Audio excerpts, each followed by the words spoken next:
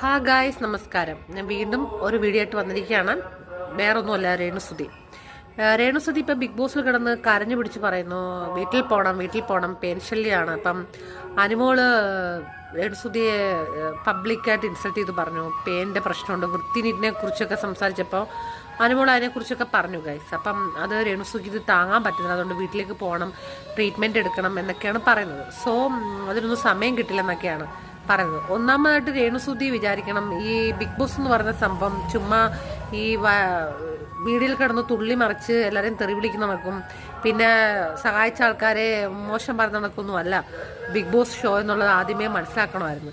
അന്ന് കയറിപ്പോൾ എന്തൊക്കെയാണ് പറഞ്ഞത്, എന്താ ഫ്ലവർ അല്ലടാ ഫയർ ആണടാ എന്നൊക്കെ പറഞ്ഞ് തുള്ളി മറിച്ച് സംസാരിച്ചപ്പോൾ രേണുസുതി ഒന്ന് മനസ്സിലാക്കണമായിരുന്നു, ഇതൊരു ഷോയാണ്, ഇതിനകത്ത് എത്തിപ്പെടാൻ തന്നെ എത്രയോ വ്യക്തികൾ, ഈ പറഞ്ഞ ഞാനടക്കം ശ്രമിച്ചിട്ടുണ്ടായിരുന്നു. അപ്പം ഒത്തിരി ആൾക്കാർ ഇതിനു വേണ്ടിയിട്ട് തന്നെ ശ്രമിച്ചു ഫെയിലറായി നിൽക്കുന്ന ആൾക്കാരാണ്. അപ്പം അതിനിടയിൽ രേണുസുതിക്ക് കിട്ടിയ ഒരു സുവർണ അവസരം, അത് രേണുസുതി നന്നായി യൂസ് ചെയ്യാനാണ് പഠിക്കേണ്ടത്. അല്ലാതെ ഇതേ ജാതി കാര്യങ്ങൾക്ക് ഇട്ട് ഫെഡപ്പാവുകയും പ്രശ്നങ്ങളാവുകയും കരയുകയും വിഷമിക്കുകയും ഒന്നുമല്ല ചെയ്യേണ്ടത്.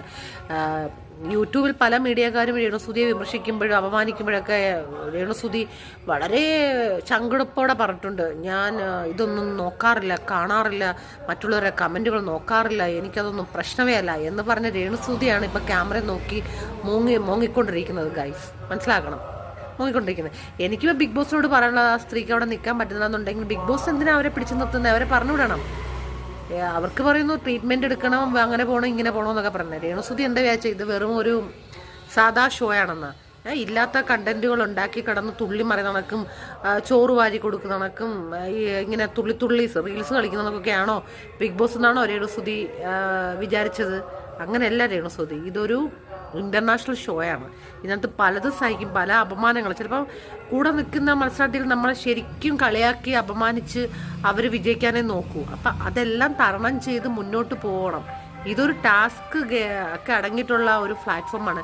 ശരിക്കും ബുദ്ധി പ്രയോഗിച്ചും നമ്മളെ ശക്തി ഉപയോഗിച്ചും പുഷ്ടി ഉപയോഗിച്ചും ഒക്കെ ബുദ്ധി ഉപയോഗിച്ചും ഒക്കെ നമ്മൾ കളിച്ച് ജയിക്കേണ്ട ഒരു ഷോയാണ് രേണുസുതി.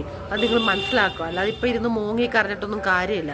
ഇപ്പം അവമാനം കേട്ടപ്പം ഇപ്പം എന്താ ഫ്ലവർ അല്ല ഫയർ ആണെന്നൊക്കെ പറഞ്ഞിട്ട് എന്താ ഇപ്പം പിടിച്ചു നിൽക്കാൻ പറ്റുന്നില്ലേ ബിഗ് ബോസിൽ?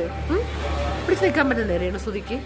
ഞാനിത് ചെയ്യണ്ടെന്ന് വെച്ചാൽ, പക്ഷെ ഇങ്ങനെയൊക്കെയുള്ള കാര്യങ്ങൾ കാണും. ഇപ്പം എനിക്ക് അവരോടൊരു കഷ്ടം തോന്നിക്കും സത്യം പറഞ്ഞാൽ. എന്തിനാണ് അവനവന് പറ്റുന്ന കാര്യങ്ങൾ എടുത്ത് പൊക്കിയാൽ പോരെ? ഭയങ്കര ഇതോടെ വന്നതാണല്ലോ ഇതിപ്പോൾ. ആ മുടി